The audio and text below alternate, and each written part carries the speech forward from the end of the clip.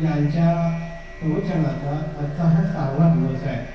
नेहमीच्या प्रथेप्रमाणे प्रवचनाला सुरुवात होण्याअगोदर पुष्पहार घालून त्यांचं आपण स्वागत करूया. या ठिकाणी आमच्या ट्रस्टचे सरचिटणीस श्री अशोकराव गोडसे हे महाराजांना पुष्पहार पदार्पण करते.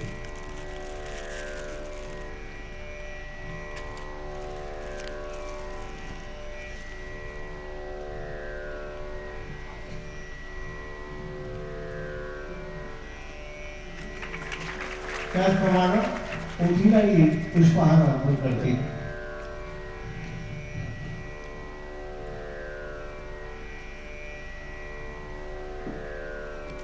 तुकाराम ज्ञानेश्वर महाराज की जय.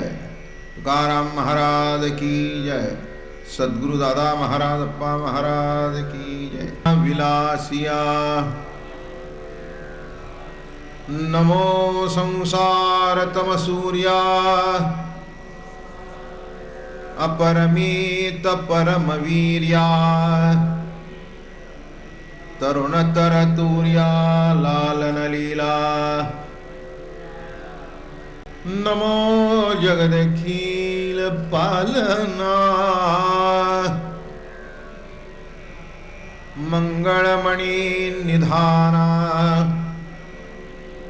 सज्जन वन चंदना आराध्यलिंगा. नमो चतुरचित्त चकोर चंद्रा आत्मानुभव नरेंद्रा श्रुतिसार समुद्रा मनमथ मनमथा. नमो सुभाव भजन भाजना भवेद बकुंभ भंजना विश्वोत भव भुवना श्री गुरुराया. तुमचानुग्रह गणेशु जैदे आपुला सौरसु तै सारस्वती प्रवेशु बाळकायाती. जी दैविकी उदार वाचा जै उद्देशु दे नाभिकाराचा. तव नवरस सुधाप्तीचा ठाऊ लावे. आपुलिया स्नेहाची वागेश्वरी जरी मुकियात अंगीकारी. तो वाचस्पदेसी करी प्रबंध होडा.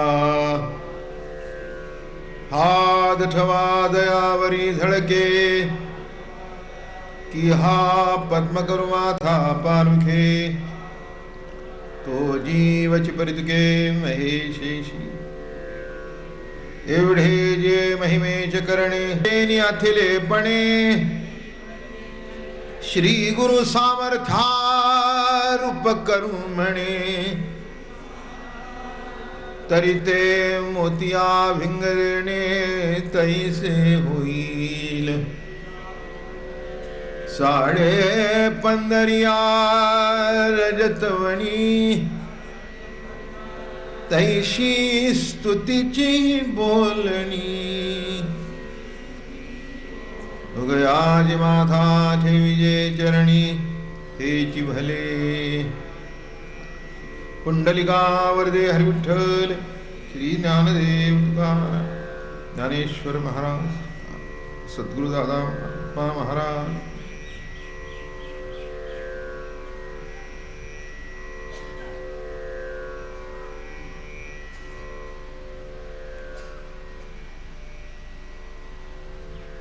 माऊली महावैष्णव संत श्रेष्ठ निवृत्तीनाथ महाराज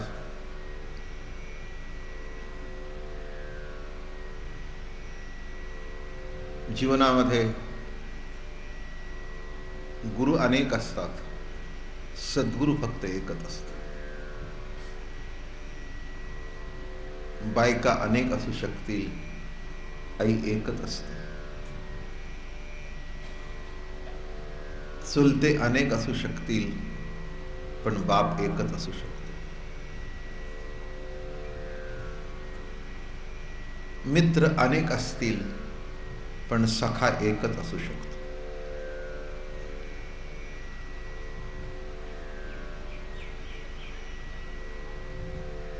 गुरु सर्वांना भेटतात, सद्गुरु भाग्यवंताला भेटतात.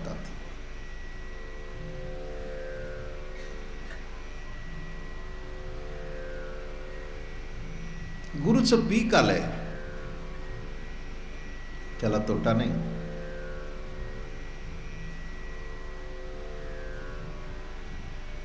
संसारात नडलेल्या माणसांना गुरु भेटतोच, आणि नडलेल्या माणसाला असं वाटतं काहीतरी आपल्याला त्यांच्याकडून मिळावं म्हणजे आपला संसार नीट होईल. बायको बोलत नाही ती बोलायला लागेल, नवरा नीट वागत नाही तो नीट वागायला लागेल, धंदा बसलाय तो एकदम 10 लाखांनी वाढेल. म्हणजे गुरुचा उपयोग कळला का तुम्हाला?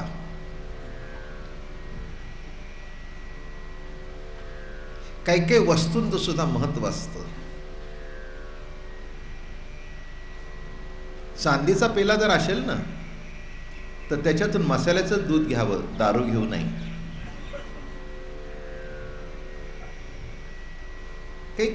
काही वस्तूंचं श्रेष्ठत्व असतं. प्रसाद घेताना असा करून घेऊ नये, आणि पुन्हा असा करून असा टाकावा. आणि तसं प्रत्येक गोष्टीचं महत्व कळून ती कशी स्वीकारायला पाहिजे, ती कशी घ्यायला पाहिजे, ती कशी जाणायला पाहिजे हे कळलं पाहिजे. म्हणून गुरु अनेक, सद्गुरु एक. ज्ञानेश्वर महाराजांचं भाग्य थोर की त्यांना घरातच सद्गुरु भेटले.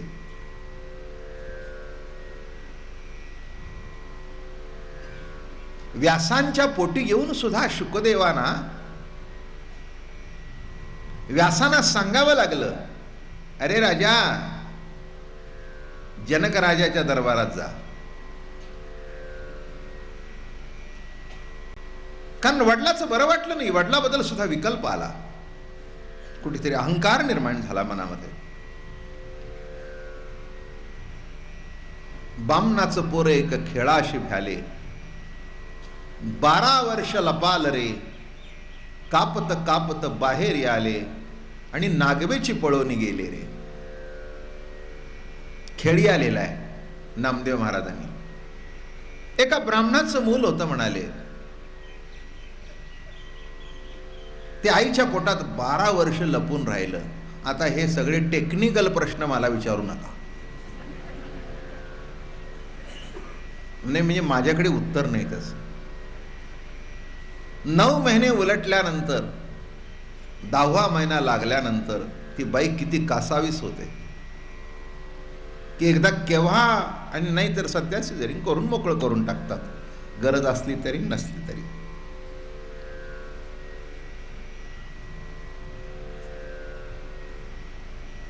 विचार करून बघा, 9 महिने, थोडे दिवस वर झाल्यानंतर जीव कासावीस, आणि 12 वर्ष हे पोटात राहिले असतील, ते कसे राहिले असतील.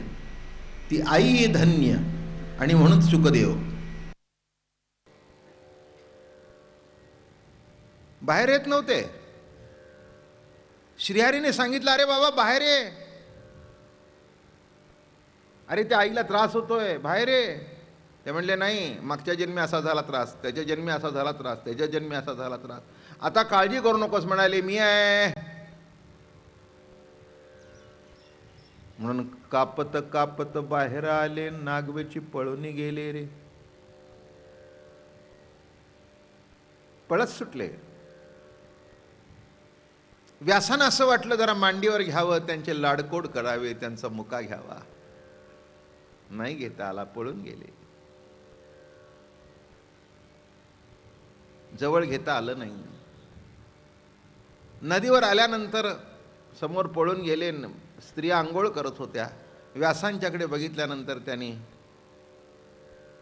कपडे झाकून घेतले. ह्यांना वाटलं बघा त्यांच्याकडे घेतले, माझ्याकडे घेतले नाही.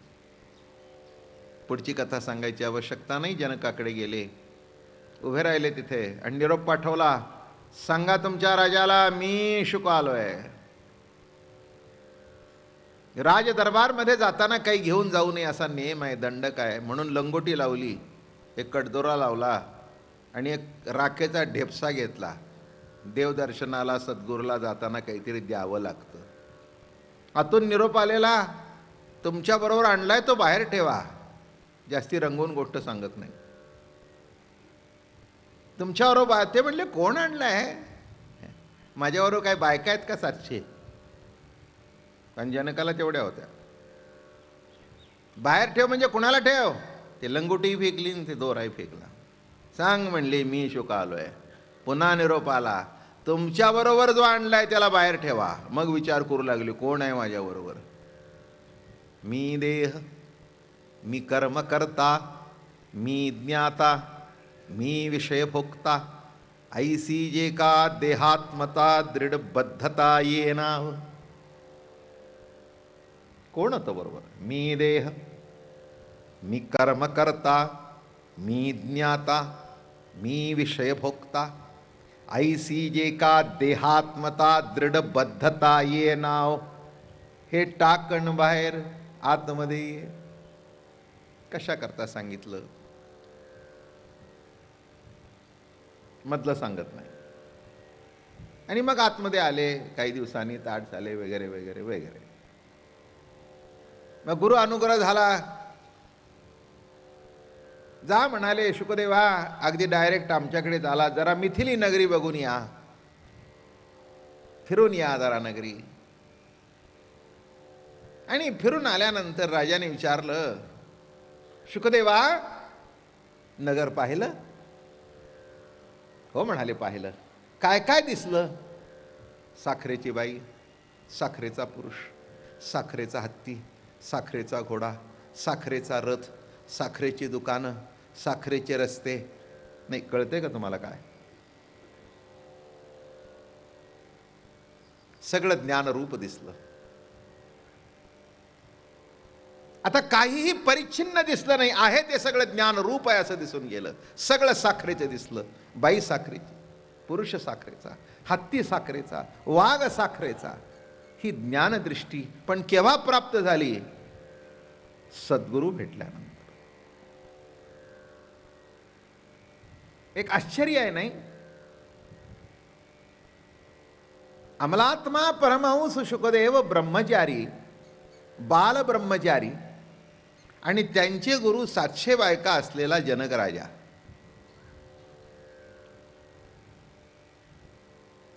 म्हणजे याच्यातून लक्षात घ्या की ब्रह्मचारी, संन्यासी किंवा कोणी गुरु असू शकतो असं नव्हे.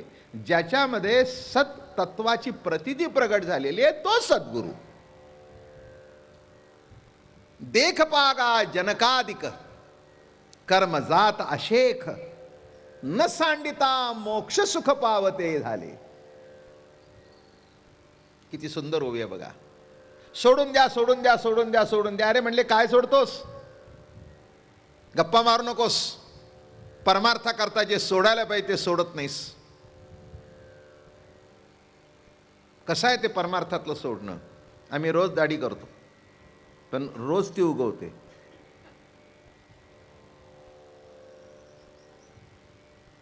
केल्यानंतर गाल गुळगुळीत लागतो आणि पुन्हा खुंट उगवतात. असं वाटतं हे कसं काय झालं? हे तसंच आहे. तुम्ही सोडलं की उगवलं, सोडलं की उगवलं, सोडलं की उगवलं. उपास करायचा सकाळी आणि संध्याकाळी डबल हाणायचं.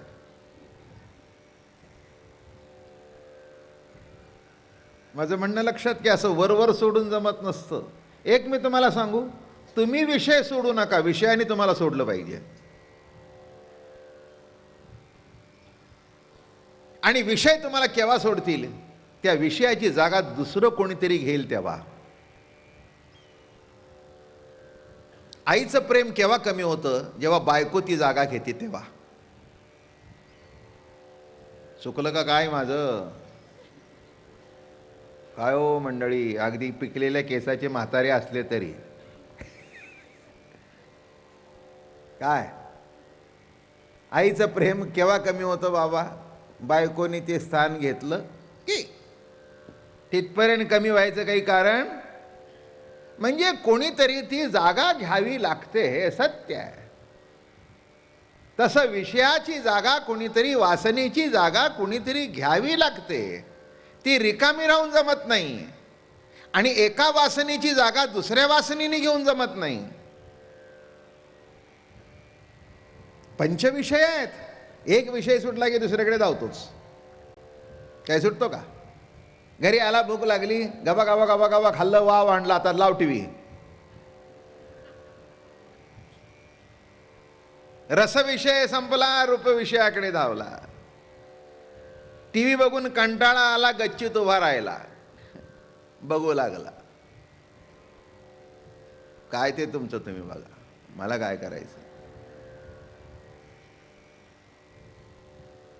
कशा करता सांगतोय? एक विषय संपला की दुसरा तयार आहे. एक नाही, 5 आहेत. शब्द, स्पर्श, रूप, रस, गंध, या सर्वांची जागा विषय तो त्यांचा झाला नारायण. नारायण जेव्हा जागा घेईल तेव्हा विषय जागा सोडतील. तुम्ही म्हणाल विषय कंप्लीट घालवावे का? असं मी कधीच म्हटलेलं नाही आणि असं संतांनी म्हटलं नाही. त्यांना एवढंच म्हणायचं आहे की विषय इतपत असावेत की ते विषय नसावेत. भूक इतपत असावी की तुम्हाला कोणी खादाड म्हणू नये. म्हणजे म्हणजे हे नीट समजतं ना तुम्हाला? नाही, खाणं कितपत असावं की पाहुण्याने तुम्हाला खादाड म्हणू नये. हाव इतपत असावी की ती हाव ठरू नये. नाही का? इच्छा प्रत्येकाला आहे, पण ती इच्छा कितपत असावी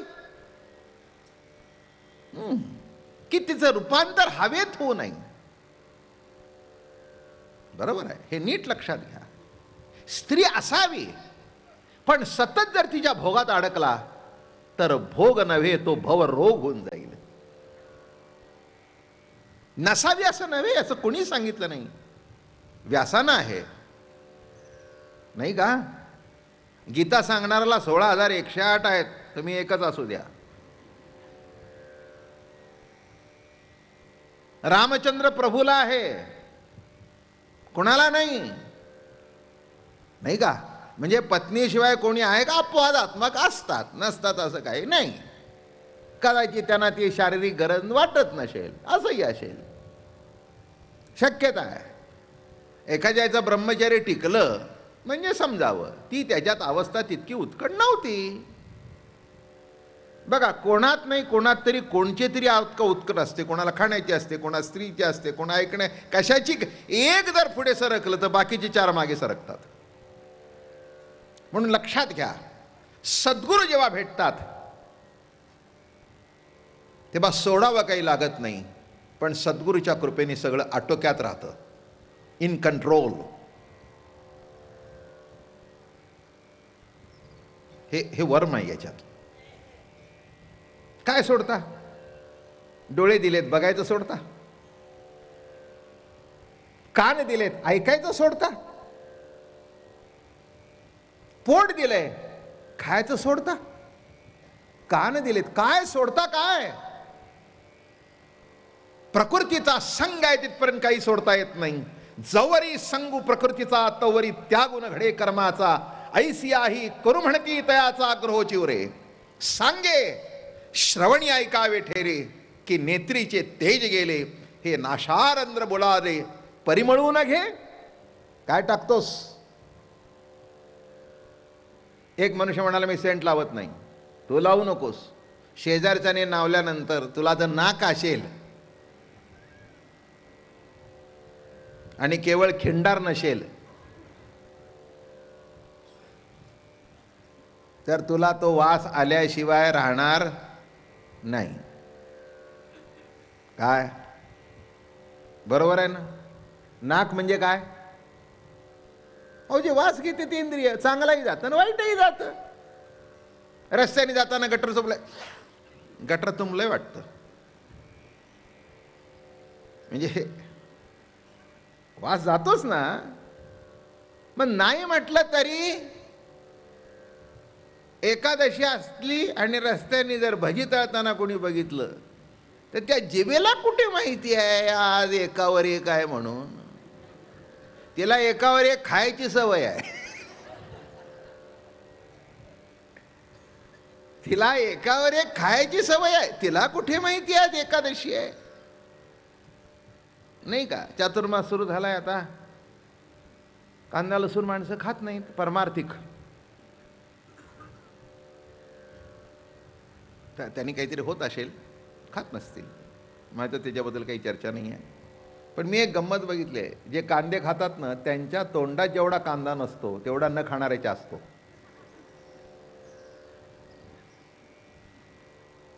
एखादा कांदा न खाणारा माणूस तुमच्याकडे पाहुणा आला की सांगतो मी कांदा खात नाही बरं का. अहो, सध्या चातुर्मास आहे ना म्हणून मी कांदा खात नाही. पुन्हा जरा सांगा बरं का, कांदा घालू नका. जेवायला बसल्यावर पुन्हा चुकून कांद्याची भाजी आली नाही ना, अरे किती वेळा तोंडात तुझ्या कांदा.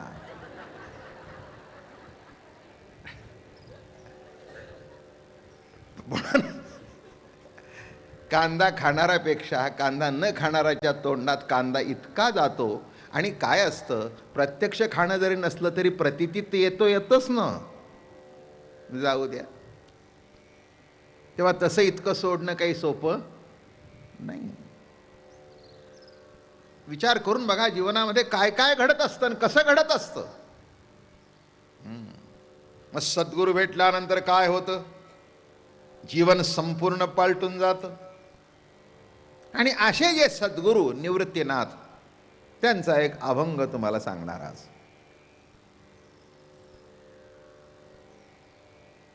उद्या निवृत्तीनाथांना एक परिपूर्णतेचं सांगतो. त्यांनी दिलेला आशीर्वाद सांगतो पसायदानातला.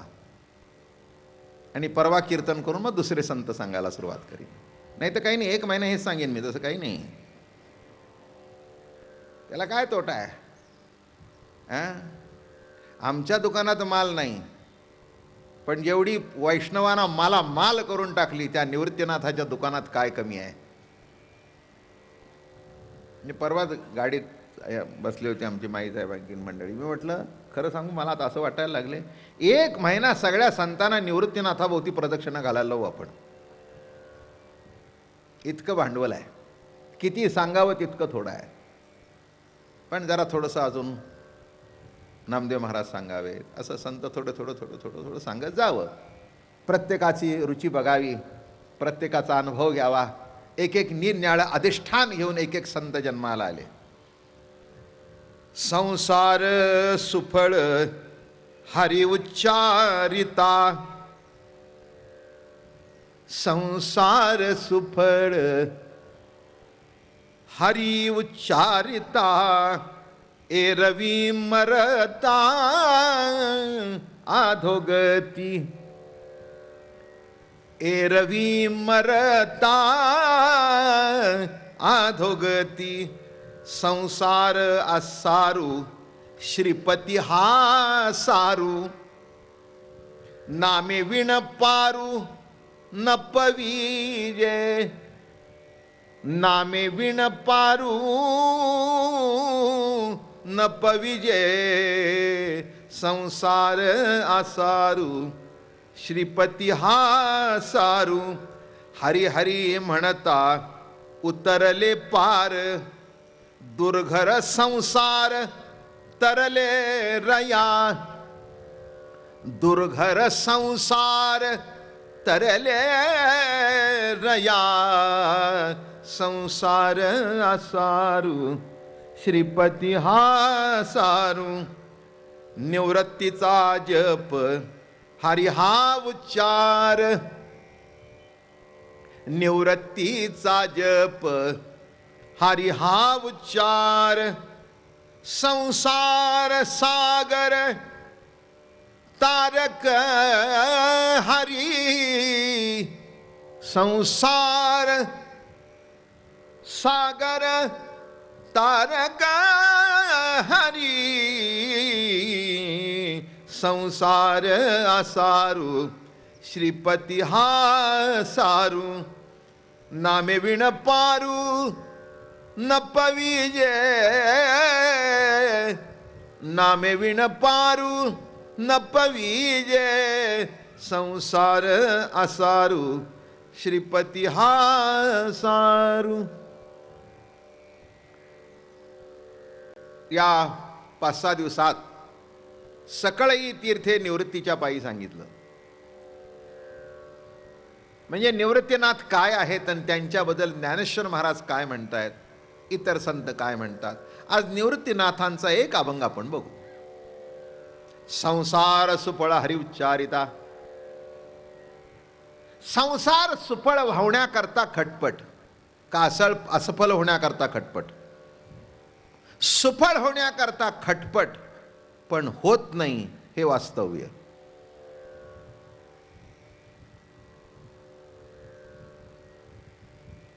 कुठे नाही कुठेतरी काहीतरी कमी असतं, त्याला म्हणावं संसार. कुठे नाही काही नाही काहीतरी. बायको चांगली आहे, नवरा नीट नाही, नवरा नीट आहे,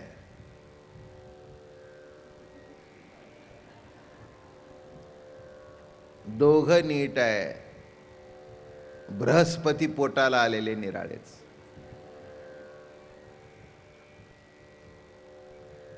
बृहस्पती चांगले आहेत तर सत्यभामा निराळीच.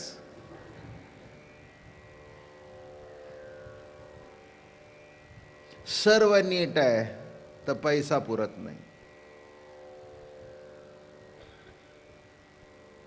काय अवघड आहे. जे कधीही परिपूर्ण नाही तो संसार. आणि अजून सांगतो, परिपूर्ण आहे का नाही मला विचार करायचा नाही, पण तुम्हाला परिपूर्ण वाटत नाही इथेच संसार आहे.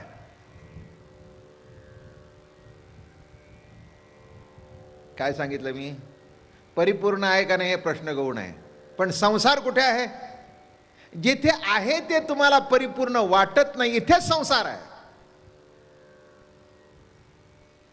परिपूर्णता वाटणं समाधान आहे. संत आहे त्या परिस्थितीमध्ये समाधानी असतात, म्हणून परिपूर्ण आहे, म्हणून त्यांचा संसार सुफळ आहे.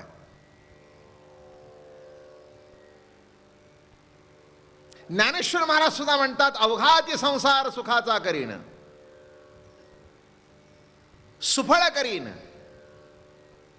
पण ज्ञानेश्वर महाराज ज्ञानेश्वरी सांगतात, संसार वृक्ष कसा आहे, जया फलना फुल तुरंबिता. पुढचा आहे का, ज्याला फळ नाही आणि फुल नाही तर सुफळ कसं आणि सुखाचा कसा. आजी संसार सुफळ झाला गे माये. सुफळ कुठेतरी काहीतरी चुकतंय. महाराज अहो तुम्ही ज्ञानेश्वरी सांगितलंय ना की संसार वृक्षाला कधी फळ येत नाही, मग फळ नाही तर सुफळ कुठून.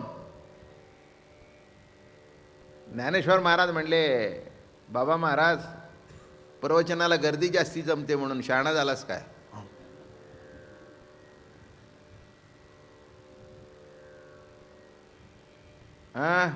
माझ्या ज्ञानेश्वरीत मी काय सांगितले तू आठवण करून द्यायची गरज आहे का. मी म्हटलं महाराज मी काही तशी आठवण करून दिले नाही, ह्या दोन्हीतला फरक तुम्ही समजून सांगावा म्हणून सांगितलं मी. की तिथे म्हणता संसार वृक्ष फल ना फुलत रंबिता, आणि इथे फळच नाही तर सुफळ कुठून. ते म्हणले पुढे वाच, देखेले पाय विठोबाचे. क्या बात आहे. हे सगळं वाईट आहे. हरिमन सुफळ. योग कर, जप कर, तप कर, ध्यान कर, धारणा कर, कधी सुफळ नाही. पण हरिमुखे म्हणा, हरिमुखे म्हणा, पुण्याची गणना कोण करी, पुण्याची गणना कोण करी, पुण्याची गणना कोण करी. काय म्हणतायत? संसार सुफळ नक्की होईल, पण हरी म्हण. हरी हरी तुम्ही म्हणारे सकळ, तेणे माया जाळ तुटतील. जरा थोडेस निन्याळा तऱ्हेने अभंग सांगतो. संसार कशाला म्हणावा? पुष्कळाला सांगितलंय मी. प्रत्येकाची संसाराची व्याख्या भिन्न आहे. संसार म्हणजे काय? आत्ताशी आमचा मुलगा लागला बरं का संसाराला, म्हणजे पिशवी घेऊन भाजी आणू लागला.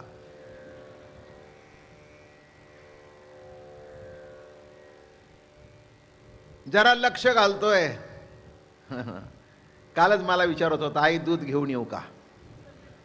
याला प्यायचं माहिती होतं, पण आणून द्यायचं माहिती नव्हतं. जेव्हा आणायचा विचार करू लागला, आता संसारात पडला बरं का. अहो काय सांगू, आता जरा कळू लागलं त्याला. परवाच मला विचारत होता, आई आता पहिला पगार आलाय, काटकसरीने खर्च करू नको, मी तुला महिना 500 रुपये देईन. पण हे विधान क्वचित कुठेतरी बघायला मिळतं की आई तुला 500 रुपये. अवघड हो कशाचं. तिच्याच डब्यात हात घालून काढून घेतो, तिला कशाचं देतो.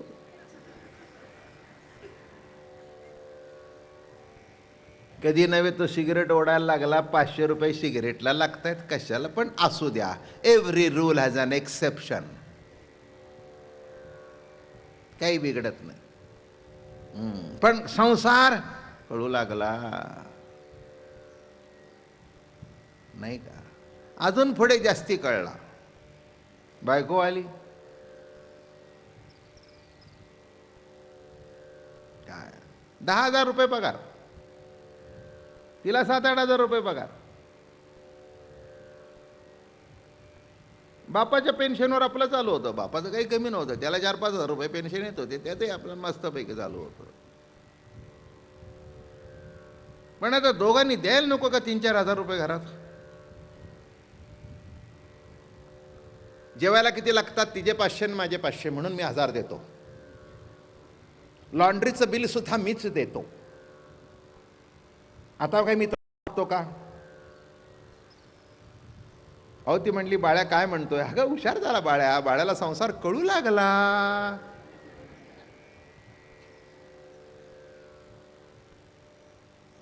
बापी तयार होता. तो म्हणला, बाळ्या मला आता जिना उतरवत नाही.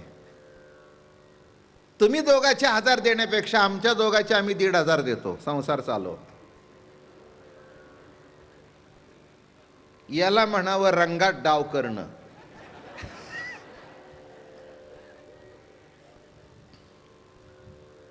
नाही म्हटला कसं चालेल? नाही म्हणला मग कसं चालेल? आणि आम्ही तर म्हातारे, संध्याकाळची जेवतच नाही, तेव्हा मला वाटतं 700च द्यावे.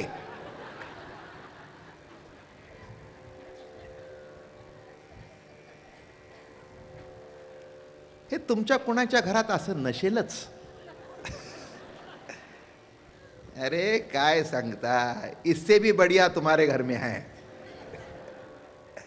इससे भी बढ़िया है. हा किती आश्चर्य आहे बघा. संसार सांगतोय मी, काय मजेशीर संसार आहे. बायकोला साडी घेताना चांगली घेईल, 2,000ची घेईल. आईला घेताना म्हणून तुला काय फिरायला जायचंय का? अरे तुझ्या नसेल तरी बापाबरोबर जायचंय ना.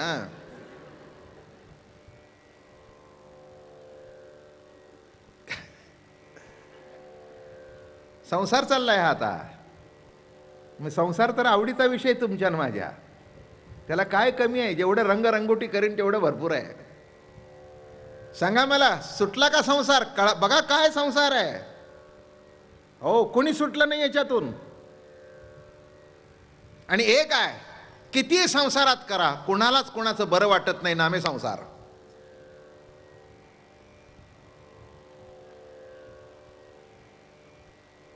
कितीही तुम्ही घर चालवण्याकरता, एखाद्याचं मन सांभाळण्याकरता कितीही मागे सारा, तरी तो तुम्हाला भिंत पाडून शेवटी मागे सारेल.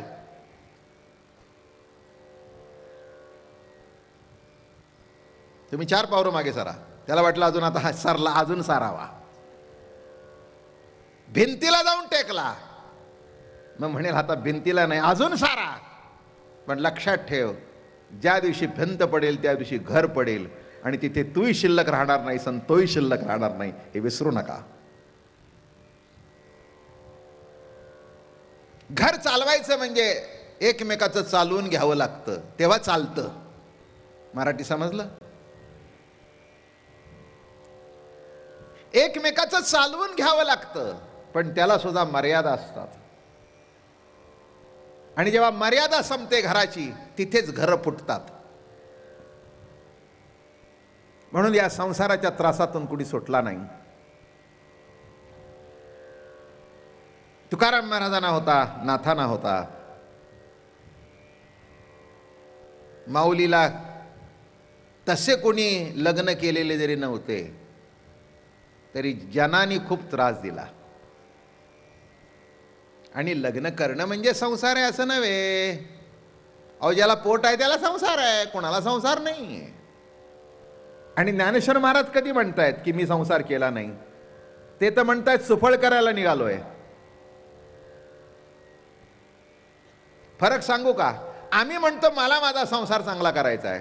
ज्ञानेश्वर महाराज संत का झाले? अवघाची संसार सुखाचा करीन. इथे ते संत झाले. पण संसार बाजूला सारा असं म्हणत नाहीत, सुखाचा करीन असं म्हणतायत. किती किती किती विचार करून बघा विवरण कसं चाललंय. संसार सोड म्हणत नाहीत, सुखाचा कर म्हणतायत. नाही का? एखाद्या बाईला भाकरी करता आली नाही म्हणजे काय फेकून द्यायचं का ज्वारीचं पीठ? काय हो, नवीन बायकांना भाकरी करता येत नाही, पुष्कळशा शहरातल्या बायकांना करता येत नाही. मग ते भाकरी घ्यायची, मग ते आई सांगत असते मळ, मग त्याच्यात पाणी घातलं. दोघं नवरा बायको मग विचारून गेली, आई भाकरी कशी करायची? ज्वारीचं पीठ घ्यायचं, त्याच्यात जरा पाणी घालायचं, मळायचं, चांगलं घट्ट झालं की मग असं असं करायचं, असं असं करायचं, असं करायचं, असं करायचं, तव्यावर पाणी टाकून असं फिरवायचं, असं फिरवायचं, आणि मग पुन्हा खाली विस्तावावर भाजायचं. भाजलं की भाकरी फुकली, झाली भाकरी ना. मला वाटतं एकही मधली प्रक्रिया सुटली नाही माझ्या हातून. पण तुम्ही करता का म्हणून तुम्ही मान डोलवताय.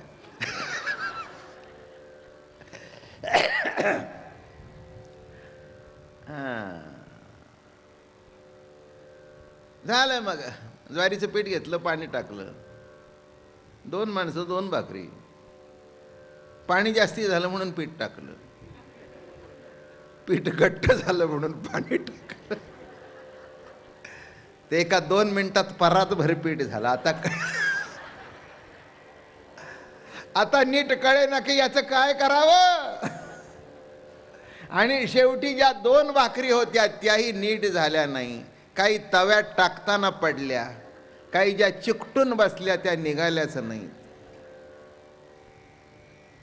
मग तितक्यात शेजारच्या काकू धावून आल्या, गुरु गारोडी आला धावोनी. मग तिने सांगितलं, बाई असं करत नसतात. मग ते काढलं, करून दाखवलं. ती म्हणली, तुमची कशी फुगली? ती म्हणली, मी मुळातच फुगले नाही म्हणून फुगली.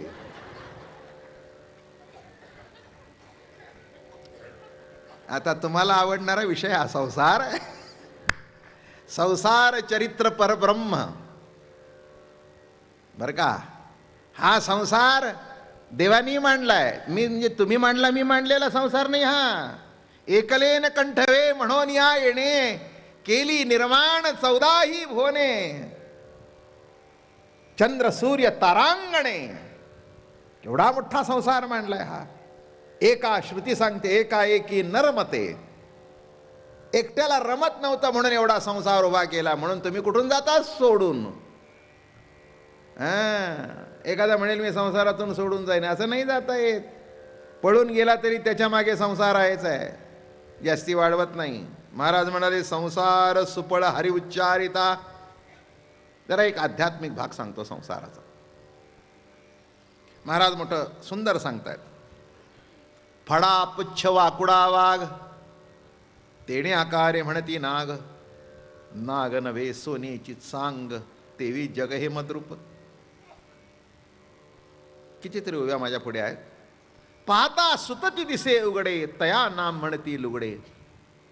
प्रत्यक्ष चैतन्य स्फुरत आहे पुढे, त्यासी वेडे संसारू म्हणती. हे आता किरकोळ संसार सांगितला. आता थोडासा आध्यात्मिक दृष्टिकोनातून नेमका संसार म्हणजे काय. पाहता सुतची दिसे उघडे, तया नाम म्हणती लुगडे. आता काय इथे महिलांच्या अंगावर पातळ आहे, तुमच्या अंगावर शर्ट आहे. काय दिसतं? सुतच. कपडा म्हणजे काय? आडवं तिडवं विणलेलं सुत. बरोबर आहे ना? त्या सुताला तुम्ही काय म्हणता? लुगडं. त्या सुताला तुम्ही काय म्हणता? धोतर. त्या सुताला तुम्ही म्हणता शर्टिंग. त्या सुताला तुम्ही म्हणता सुटिंग. आहे काय? तंतू. बरोबर आहे ना? तसं आहे काय? चैतन्य. म्हणता काय? संसार. आडवे तिडवे, पाहता सुतची दिसे. अरे उघडं सूत दिसते, डोळ्याला दिसायला सुत दिसते, आणि पुन्हा म्हणतोस दोरवा, लॉंग क्लॉथ, हरक, 2x1, 2x2.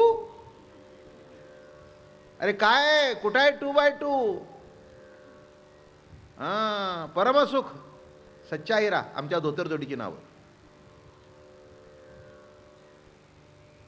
हा, धोतर जोडीला सुद्धा सुंदर नाव असतात. परमसुख, सच्चा हिरा म्हणजे उत्तम, सर्वात उत्कृष्ट. मिळत नाही आता ती. परमसुख उत्तम, अगदी नेसलं तरी अगदी हलकं. काय पण ती हलकं जरी असलं तरी सुतच. काय कोणचंही धोतर जरी असलं सुतच. म्हणायचं धोतर, म्हणायची साडी. तसं चैतन्य स्फुरलेला पुढे दिसत आहे, आणि वेड्या संसार म्हणतोस. पुढे बघा. त्यासी, मी म्हटलं वेड्या नाही, त्यांनी म्हटलंय त्यासी वेडे संसारू म्हणती. वेडे काय म्हणतात? संसार म्हणतात. सुता वेगळे वस्त्र न दिसे, सिद्धांत. मज वेगळा प्रपंच नसे, उद्धवा अप्राप्ताचे भाग्य कैसे, त्यामज विश्वासे न भजती. किती सुंदर. सुता वेगळं वस्त्र नाही, तसा मला सोडून प्रपंच नाही. एक एक सुत बाजूला काढा आणि मग धोतर दाखवा. एक एक सुत बाजूला काढा आणि केम्ब्रिज दाखवा. तसं एक एक ईश्वराचं अस्तित्व बाजूला काढा आणि मग संसार दाखवा. काढता येईल का? आता तुम्ही नाव ठेवलं त्याला, मी काय करावं? नाही का? हा ब्राह्मण, लॉंग क्लॉथ, हा हरक, क्षत्रिय, हा अमक, ही तुम्ही नावं ठेवली. लॉंग क्लॉथ काय, शर्टिंग काय, पॅन्ट काय, सूट काय, तुम्ही नाव. हा ब्राह्मण, हा क्षत्रिय, हा वैश्य, हा शूद्र, हे तुम्ही नावं ठेवलीत. पण शेवटी धागा तोच. आडवे तिडवे धागे तेच. कुठेच काही फरक झाला नाही. लिहिलंय की इथून ब्राह्मण झाला, इथून क्षत्रिय झाला, वैश्य झाला, आणि पायातून शूद्र झाला. नाही का? पण तसं काही कमी नाही, नाही का? हे तिघही पायावर उभे राहतात. आणि शेवटी संतांनी सांगितले पाय धर. डोकं कशावर ठेवावं लागतं? पायावर ना. म्हणजे आता पाय किती श्रेष्ठ आहेत म्हणून तर डोकं टेकायचं ना. म्हणजे डोकं जर ब्राह्मण आणि पाय जर शूद्र, तर डोकं कुठे वाकायचं? म्हणून हे डोक्यातून काढून टाका. कशा करता सांगितलं? हे डोक्यातून काढून टाका. ब्राह्मण का क्षत्रिय का वैश्य का शूद्र नाही, डोकं चालूच नका. डोकं टेका म्हणजे सगळं निघून जाईल आणि हरी शिल्लक राहील. हे शिल्लक राहणं हा संसार. माझं बोलणं कळलं? हा भेद शिल्लक राहणं हा संसार. ही वृत्ती शिल्लक राहणं हा संसार. आणि याच्यातून बाहेर पडणं हा चैतन्यावर नजर. म्हणून काल सांगितलं, ज्ञानोबा तुकोबांनी आम्हाला शिकवलं, पाया पड, कोणाही विचार करू नकोस. कोणाही विचार करू नकोस. हा कोण आहे? नाही, कोण नाही, चैतन्याचा आविष्कार आहे. चैतन्याचा आविष्कार आहे. म्हणून माऊली कोण आहे याचा कोट्यावधी लोकांनी विचार केला नाही. माऊली आहे म्हणून किती समाज, किती समाज आणि सर्व जाती जमाती एकत्र झाल्या, एका माऊली या नावाभोवती गुंफल्या. का? त्यांनी चैतन्य बघितलं, चैतन्याकडून बघितलं. म्हणून प्रत्येकाला वाटलं माऊली माझी आहे, ज्ञानाबाई माझी आहे. आम्ही लुगड्याकडून बघतोय, आम्ही शर्टिंगकडून बघतोय, आम्ही कापडाकडून बघतोय, आणि माऊलीने सुताकडून बघितलं. आणि सुताकडून बघितलं म्हणून सगळ्या जाती जमातीशी सूत जुळलं. काय म्हटलं मी? सगळ्या जाती जमातीशी सूत जुळलं. ते सूत उगीच जुळलं नाही बरं का. ते सूत काढत बसणारे निराळे. तुम्ही कोण? काढ सूत.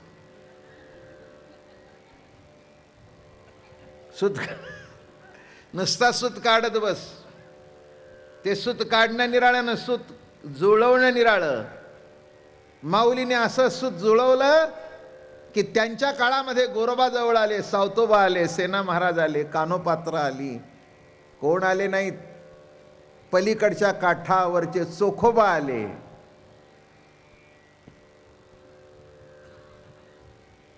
पलीकडच्या काठावरचे चोखोबा अलीकडे का आले? ज्ञानोबारायांनी चोख ठरवलं, त्यांचं चोख पण जाणलं, त्यांच्या कीर्तनाला जाऊन बसले.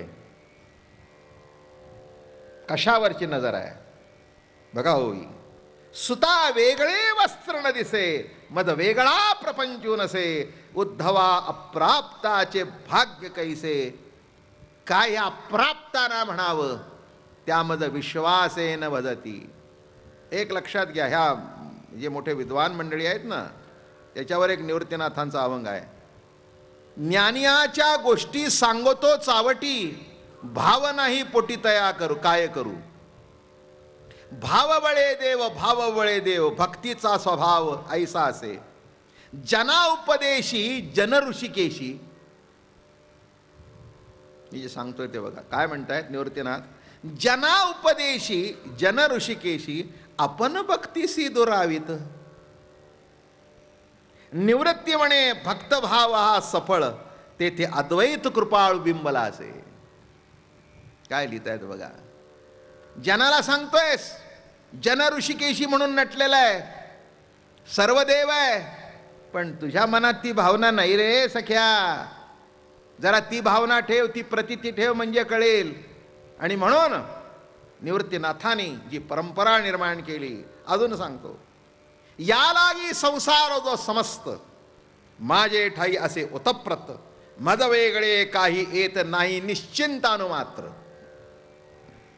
माझ्याशिवाय या जगात दुसरं काहीही नटलेलं नाही. एक भागवतातली ओवी सांगतो, भिन्न खाणी भिन्नाकार, भिन्न नावे भिन्न व्यापार, तेथ देखे जो अभिन्न आकार, ते ज्ञान साचार सात्विक. भिन्न खाणी भिन्न आकार, भिन्न नावे भिन्न व्यापार,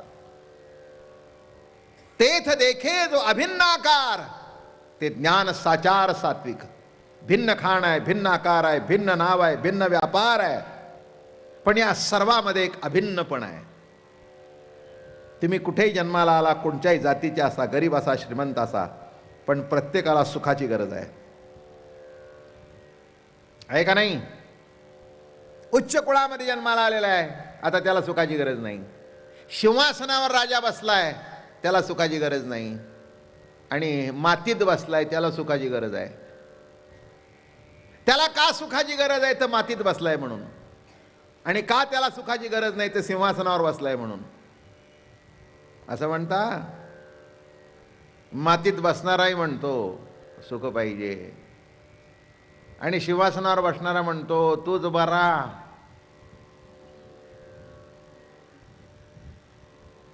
तूच बरा.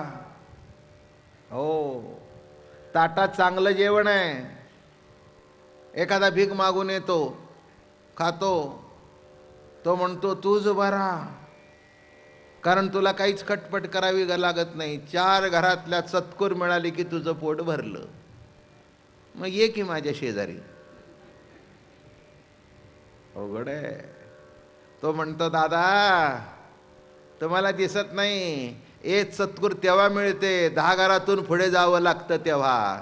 तुमची बायको गरम गरम आणून देते, लोण्याचा गोळा आतमध्ये घालून, आमचं भाग्य नाही.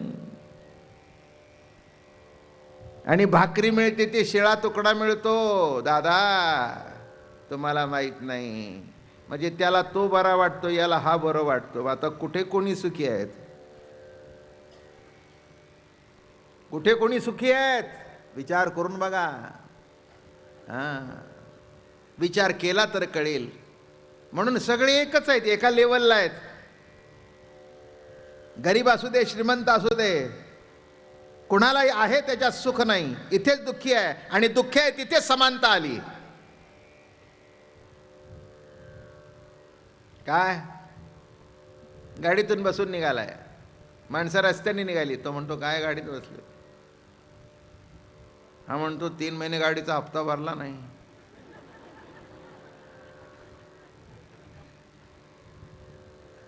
किती अवघड आहे, किती अवघड आहे. तुम्ही इतकं सोपं समजू नका. मोठ्या मोठ्यांच्याकडे गाड्या जरी असल्या ना, तरी त्या गाड्या सुद्धा घाण पडलेल्या आहेत बँकेकडे. एवढं लिहून ठेवा माझं. 1% असेल की ज्याची गाडी घाण नाही. आणि रस्त्यावर गाड्या जास्ती का वाढल्या? कारण बँक कर्ज देते गाड्या करता म्हणून. तुम्ही लक्षात घ्या, इतकं सोपं नाही आहे ते. पोझिशन बरी वाटते लग्न समारंभाला गेल्यानंतर. There is the parking ground.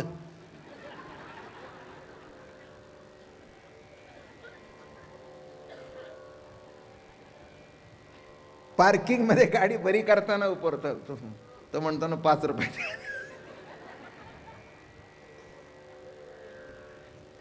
लक्षात घ्या, इतकं सोपं नाही आहे जगात. म्हणून ते समर्थाने म्हटलंय वाटतं, जगी सर्व सुखी असा कोण आहे? कोण आहे?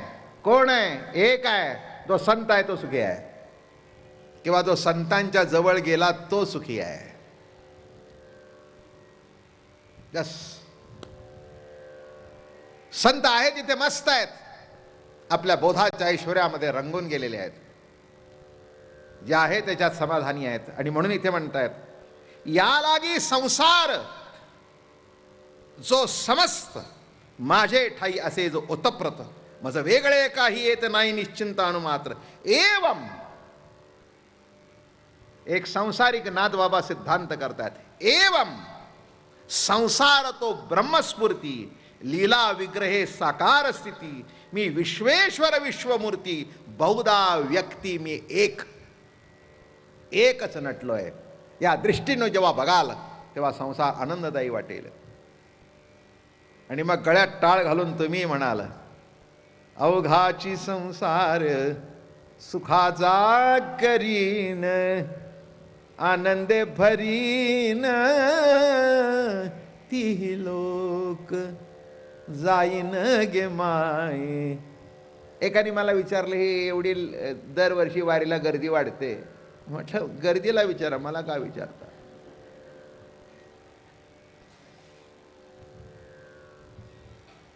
गर्दीला विचारा, मला काय विचारता? त्यांना काय वाटत असेल म्हटलं त्यांना विचारा. पण माझा अनुभव तर असा आहे म्हटलं, 100 जे 80 तरी पुन्हा अखंड वारीला येत राहतो, 20 येतात जातात, काही जमतं न जमतं, पण पुन्हा 2 वर्षांनी म्हणतो येईन बरं का, पुन्हा 3 वर्षांनी म्हणतो येईन बरं का. पण ज्याला वारी भावली नाही असा अपवादात्मक जर कोण असेल तर त्याला कपाळ करंटाच म्हणावं, याच्यापेक्षा दुसरं काही म्हणू नये. याच्यापेक्षा काय म्हणू? मी तुमचं दोष काढत नाही, पण काय म्हणू? बघा, तसं शारीरिक सुख काही नाही, पण शेवटी शारीरिक सुखात सुख नसतं, मानसिक सुख वारीत आहे, मनाला समाधान आहे. काय गंमत आहे, मी तुम्हाला अनुभव सांगतो. अहो 20-20 किलोमीटर माणसं चालतात वारीत, 30-30 किलोमीटर चालतात. येताना की नाही अशी ती काय त्याला म्हणतात, ती लोमती ती बॅग, शबनम. आता काय पार्वती नाव नव्हतं होय तुम्हाला महाराष्ट्राला, ती शबनम कुठून काढली?